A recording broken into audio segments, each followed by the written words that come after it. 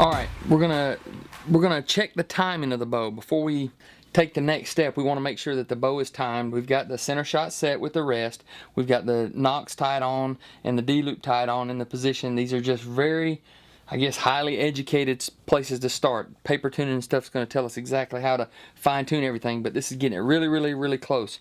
But before we press the bow and put the peep and put the timing cord for the rest and all on there, we want to make sure that these cams are timed correctly so that we don't have to press the bow more than we need to. So with that said, we've got a timing hook here, and a little disclaimer, I guess you could say, is make sure that, you know, if you've never done this, make sure that you either one, take it to a reputable shop that knows how to do this, but this is what we call a timing hook. You know, it represents pulling it from a release, and then you pull it down, and you see that I'm pulling it with two hands, but what I want to do is once I get it all the way down, I'm going to graduate over to one hand so that you resemble or mimic shooting the bow. Because if you pull with two hands, you're actually putting undue pressure on one side of the bow or other, and you'll get a false reading on your timing.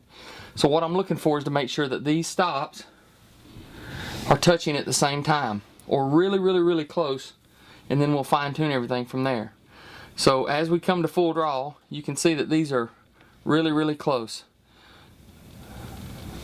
I mean, real close. That top one's touching just a scotch before the bottom one, which is exactly what I want. Actually, I want it just a, I mean, it ain't even a 1/16 of an inch. It might be a 32nd, but this bow is in time, so we know that we can go ahead and set the timing cords, and that we can go ahead and set the rest timing cord and put everything in the peep sight, and then we will be able to take the next step in tuning and all. But make sure that you check your timings.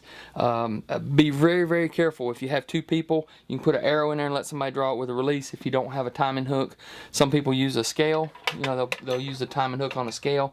But you can use a partner to look at the eccentrics.